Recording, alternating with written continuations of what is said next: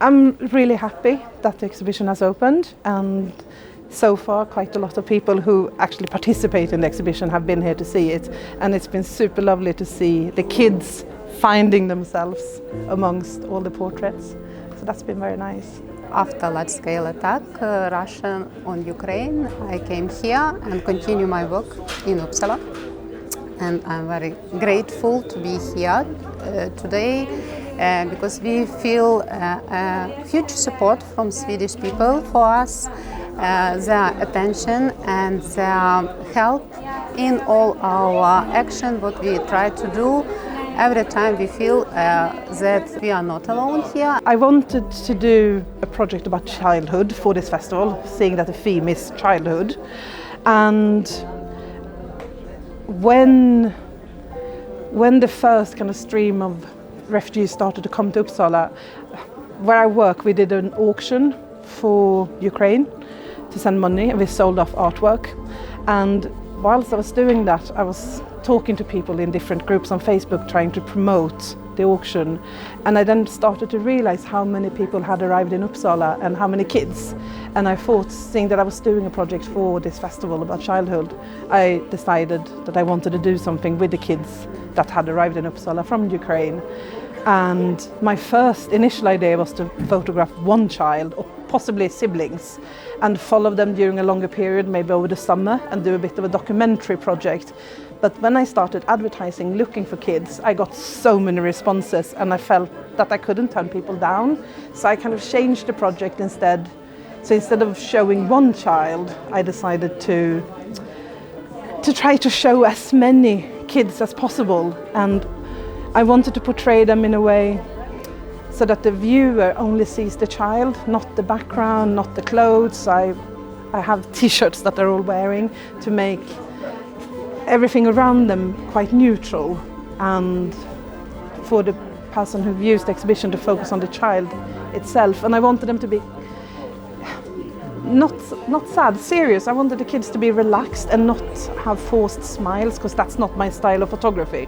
So I wanted them to be quite natural, but I also wanted the pictures not to feel too dark. So that's why I have used fairly not very much shadows in the lighting and light colors to try to make the portraits not to seem very doomy and gloomy. And then I also interviewed quite a lot of the kids, not everybody, but the majority of the children have answered questions that you can read here at the exhibition to try to get them to know them a little bit. And I also wanted to show that even though all these traumatic, horrific things have happened, that they are still children, and they are kids like all other kids. And they dream about the same things and want the same things. We see like kids that are smiling, but their smiles are not happy. They try to be happy here because here they have safe life. But anyway, they remember, and this pain is still with them for all life. And now we try to change this pain in their eyes, and Sarah and other people to help us remember them, that they are kids. They have like chance to be happy here, to play with their classmates, to study, to visit any museums, to read their favorite books, and to communicate without pain, without scare, and to feel free themselves. У нас у всіх багато почуттів, почуття змінюються, стани минають, змінюються, почуття складні. Але коли фотограф фотографує, він має цю нагоду, і вони змінюються не тільки у українців ці почуття, а у тих людей, що безмежно і дуже віддано нам допомагають тут. Можна сказати, ми колись думали, що може світ втомиться допомагати нам, може всі будуть втомлені і всім надоїсть, може медіа забудуть, і тоді що ми будемо робити. І от в той момент у мене саме був такий стан, і тому я пішла, тому що виявилося, що якщо одна людина хоче зробити влітку фото, а восени їх опублікувати, то ми будемо знати, що восени не забудуть.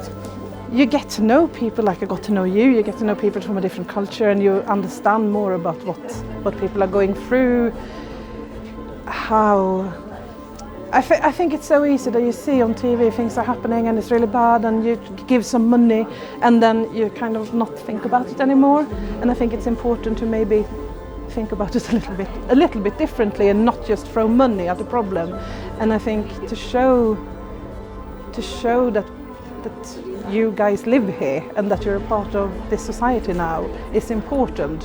Наприклад, мій син, ну так, для фану скажу, що він виріс за літо на 3 сантиметри і дуже вже змінився, тому я вже буду згадувати, який він був на початку літа.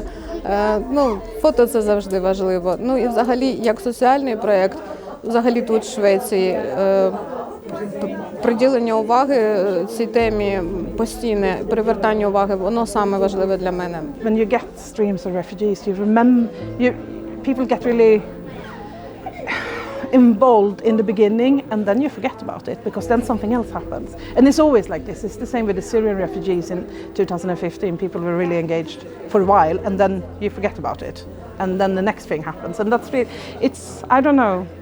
I think once you get to know people as well, you can't just see them as statistics. They become your friends, and at least people you know. And I think that's been eye-opening, and it's been so nice. It's been really interesting to do a project when you can't communicate with the people that you're photographing, because most of these kids do not speak Swedish or English. And for me to photograph someone and do a quite intimate portrait when we don't have a common language, that has been the kind of big challenge to me. But it's also really made me think about how I work and how I communicate in other ways than language with the people I work with when I take pictures.